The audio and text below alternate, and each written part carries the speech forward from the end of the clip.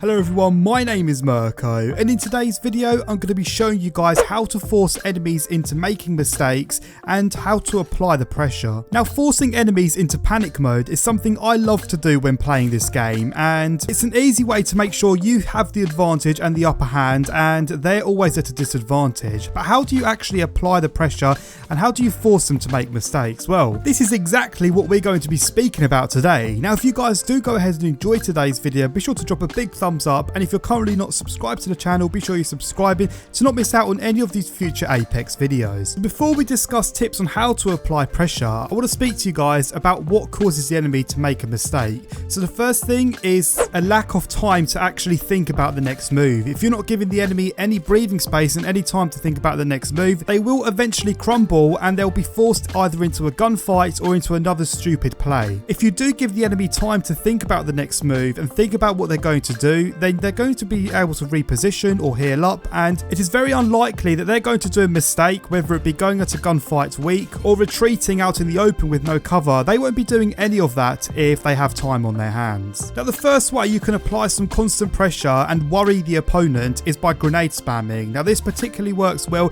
in buildings or in other closed off areas. What this is going to do is this is not only going to worry the opponent, but it's also going to force them either out of the building into the open, or it's going to cause them to take a lot of damage. Grenades are something that are very underrated in this game actually, and I recommend every time you guys jump into a game of Apex, just give up a few of your slots for nades, because nades always come in useful and they can always apply some constant pressure for the opponents. Now, the important part after the grenade spam is not giving your opponents any time. This is the part where they're going to crumble, and after the nade spam you don't want to wait around and let the opponent either heal up or force themselves in a better position. You want to close the distance between you and the enemy, but the important part here is, for example, if they're in a building, you don't want to run straight in that building because you could be doing a bad play and you could be doing a mistake. Sometimes it's better to stay out the building, open the door, fire a few shots, close the door, and keep doing that to stop them from healing up, and eventually when they're low on health, that's when you can run in the door, finish them off, or they might just come out and go in for the gunfight when they're weak, because that's the only choice that they have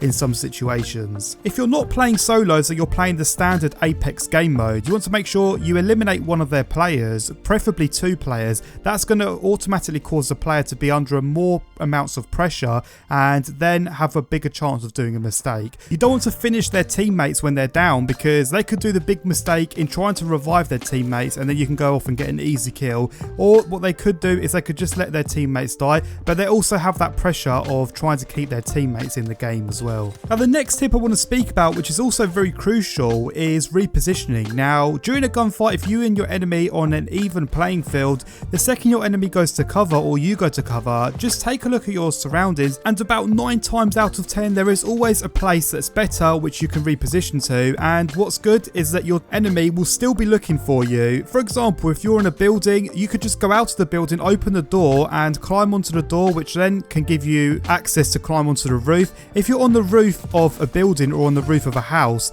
that gives you such a huge advantage because you can just wait for the enemy to go out of either door and you have that height advantage that is absolutely crucial in this game. If you take a moment and think about this scenario, if an enemy is in a building and you're on a roof, the enemy has literally nothing else they can do. If they move out of the building, then they're going to be shot at by you, and if they stay in the building, then they're not going to be able to rotate. So either way, as long as your patience is key, just wait around and an enemy will be forced into a gunfight with you. And that's just an example of good repositioning, even in other situations as well, where there's mountains or there's even other structures that can get you that height advantage or get you in that situation where an enemy is forced into an unwanted gunfight at a disadvantage. Now, another way you can catch enemies off guard and force them into a gunfight they don't want to do is catch them off rotation. When you're at the edge of the ring and the storm is coming in and you've previously heard a gunfight or you've seen a gunfight, you've seen enemies, instead of pushing that gunfight, make sure you're in a good position and wait for the storm to come in. Enemies will forcibly have to make their way into the next ring. Having to rotate while you're being shot at is the worst situation you could possibly be being in this game, and the enemy will overexpose themselves almost every single time, as they have no other option. They need to get into the next ring. So just to quickly round up on what we've spoken about today, so we've spoken about how to apply pressure onto enemies. We've spoken about giving them a lack of time, because time is the crucial thing here. We're not giving them any time to think about what to do next or to give them any sort of breathing space.